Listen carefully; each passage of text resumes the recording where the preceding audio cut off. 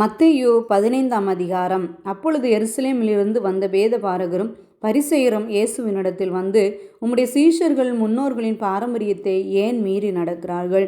கை கழுவாமல் போஜனம் பண்ணுகிறார்களே என்றார்கள். அவர்களுக்கு அவர் பிரதியுத்தரமாக, நீங்கள் உங்கள் பாரம்பரியத்தினாலே தேவனுடைய கற்பனையை ஏன் மீறி நடக்கிறீர்கள்? உன் தகப்பனையும் உன் தாயையும் கனம் பண்ணுவாயாக என்றும், தகப்பனையாவது தாயையாவது நிந்திக்கிறவன் கொல்லப்பட வேண்டும் என்றும் தேவன் கற்பித்திருக்கிறாரே. நீங்களோ எவனாகிலும் தகப்பனையாவது தாயையாவது நோக்கி, உனக்கு நான் செய்யத்தக்க உதவி எது உண்டோ அதை காணிக்கையாக கொடுக்கிறேன் என்று சொல்லி, தன் தகப்பனையாவது தன் தாயையாவது கனம் பண்ணாமல் போனாலும் அவனுடைய கடமை தீர்ந்ததென்று போதித்து, உங்கள் பாரம்பரியத்தினாலே தேவனுடைய கற்பனையை அவமாக்குகிறீர்கள். மாயக்காரரே, உங்களை குறித்து இந்த ஜனங்கள் தங்கள் வாயினால் என்னிடத்தில் சேர்ந்து தங்கள் உதடுகளினால் என்னை கனம் பண்ணுகிறார்கள், அவர்கள் இருதயமோ எனக்கு தூரமாய் விலகியிருக்கிறது. மனுஷருடைய கற்பனைகளை உபதேசங்களாக போதித்து வீணாய் எனக்கு ஆராதனை செய்கிறார்கள் என்று ஏசாயா தீர்க்கதரிசி நன்றாய் சொல்லி இருக்கிறான் என்றார். பின்பு அவர் ஜனங்களை வரவழைத்து அவர்களை நோக்கி, நீங்கள் கேட்டு உணருங்கள். வாய்க்குள்ளே போகிறது மனுஷனை தீட்டுப்படுத்தாது, வாயிலிருந்து புறப்படுகிறதே மனுஷனை தீட்டுப்படுத்தும் என்றார். அப்பொழுது அவருடைய சீஷர்கள் அவரிடத்தில் வந்து, பரிசேயர் இந்த வசனத்தை கேட்டு இடரல் அடைந்தார்கள் என்று அறிவீரா என்றார்கள். அவர் பிரதியுத்தரமாக, என் பரமபிதா நடாத நாற்றெல்லாம் வேரோடே பிடுங்கப்படும். அவர்களை விட்டு விடுங்கள். அவர்கள் குருடருக்கு வழிகாட்டுகிற குருடராயிருக்கிறார்கள். குருடனுக்கு குருடன் வழிகாட்டினால் இருவரும் குழியிலே விழுவார்களே என்றார். அப்பொழுது பேதுரு அவரை நோக்கி, இந்த உவமையை எங்களுக்கு வெளிப்படுத்த வேண்டும் என்றான்.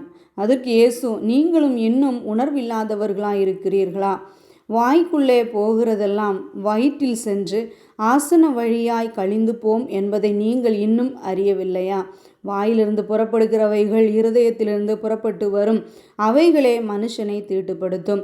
எப்படியெனில் இருதயத்திலிருந்து பொல்லாத சிந்தனைகளும் கொலைபாதகங்களும் விபச்சாரங்களும் வேசித்தனங்களும் களவுகளும் பொய்சாட்சிகளும் தூஷணங்களும் புறப்பட்டு வரும். இவைகளை மனுஷனை தீட்டுப்படுத்தும்.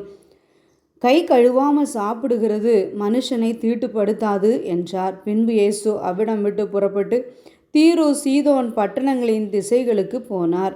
அப்பொழுது அந்த திசைகளில் குடியிருக்கிற கானானிய ஸ்திரீ ஒருத்தி அவரிடத்தில் வந்து, ஆண்டவரே, தாவீதின் குமாரனே, எனக்கு இரங்கும், என் மகள் பிசாசினால் கொடிய வேதனைப்படுகிறாள் என்று சொல்லி கூப்பிட்டாள். அவளுக்கு பிரதியுத்தரமாக அவர் ஒரு வார்த்தையும் சொல்லவில்லை. அப்பொழுது அவருடைய சீஷர்கள் வந்து, இவள் நம்மை பின்தொடர்ந்து கூப்பிடுகிறாளே, இவளை அனுப்பிவிடும் என்று அவரை வேண்டிக் கொண்டார்கள். அதற்கு அவர், காணாமல் போன ஆடுகளாகிய இஸ்ரவேல் வீட்டாரிடத்திற்கு அனுப்பப்பட்டேனே அன்றி மற்றபடி அல்ல வென்றார். அவள் வந்து, ஆண்டவரே, எனக்கு உதவி செய்யும் என்று அவரை பணிந்து கொண்டாள். அவர் அவளை நோக்கி, பிள்ளைகளின் அப்பத்தை எடுத்து நாய்க்குட்டிகளுக்கு போடுகிறது நல்லதல்ல என்றார். அதற்கு அவள், மெய்தான் ஆண்டவரே, ஆகிலும் நாய்க்குட்டிகளில் தங்கள் எஜமான்களின் மேஜையிலிருந்து விழும் துணிக்கைகளை தின்னுமே என்றாள். இயேசு அவளுக்கு பிரதியுத்தரமாக, ஸ்ரீயே, உன் விசுவாசம் பெரியது, நீ விரும்புகிறபடி உனக்கு ஆக கடவது என்றார். அந்நேரமே அவள் மகள் ஆரோக்கியமானாள்.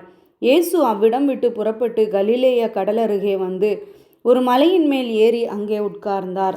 அப்பொழுது சப்பானிகள், குருடர்கள், ஊமையர்கள், ஊனர் முதலிய அநேகரை திரளான ஜனங்கள் கூட்டிக் கொண்டு இயேசுவினிடத்தில் வந்து அவர்களை அவர் பாதத்திலே வைத்தார்கள். அவர்களை அவர் சொஸ்தப்படுத்தினார். ஊமையர் பேசுகிறதையும் ஊனர் சொஸ்தமடைகிறதையும் சப்பானிகள் நடக்கிறதையும் குருடர் பார்க்கிறதையும் ஜனங்கள் கண்டு ஆச்சரியப்பட்டு இஸ்ரவேலின் தேவனை மகிமைப்படுத்தினார்கள். பின்பு இயேசு தம்முடைய சீஷர்களை அழைத்து, ஜனங்களுக்காக பரிதபிக்கிறேன். இவர்கள் என்னிடத்தில் 3 நாள் தங்கியிருந்து சாப்பிட ஒன்றுமில்லாதிருக்கிறார்கள். இவர்களை பட்டினியாய் அனுப்பிவிட எனக்கு மனதில்லை. வழியில் சோர்ந்து போவார்களே என்றார். அதற்கு அவருடைய சீஷர், இவ்வளவு திரளான ஜனங்களுக்கு திருப்தி உண்டாகும்படி வேண்டிய அப்பங்கள் இந்த வனாந்திரத்திலே நமக்கு எப்படி அகப்படும் என்றார்கள். அதற்கு இயேசு, உங்களிடத்து எத்தனை அப்பங்கள் உண்டு என்று கேட்டார். அவர்கள் 7 அப்பங்களும் சில சிறு மீன்களும் உண்டு என்றார்கள். அப்பொழுது அவர் ஜனங்களை தரையிலே பந்தியிருக்க கட்டளையிட்டு அந்த 7 அப்பங்களையும் அந்த மீன்களையும் எடுத்து ஸ்தோத்திரம் பண்ணி பிட்டு தம்முடைய சீஷர்களிடத்தில் கொடுத்தார். சீஷர்கள் ஜனங்களுக்கு பரிமாறினார்கள். எல்லாரும் சாப்பிட்டு திருப்தி அடைந்தார்கள். மீதியான துணிக்கைகளை 7 கூடை நிறைய எடுத்தார்கள். ஸ்திரீகளும் பிள்ளைகளும் தவிர சாப்பிட்ட புருஷர் 4000 பேராயிருந்தார்கள். அவர்கள் ஜனங்களை அனுப்பிவிட்டு படவில் ஏறி மக்தலாவின் எல்லைகளில் வந்தார்.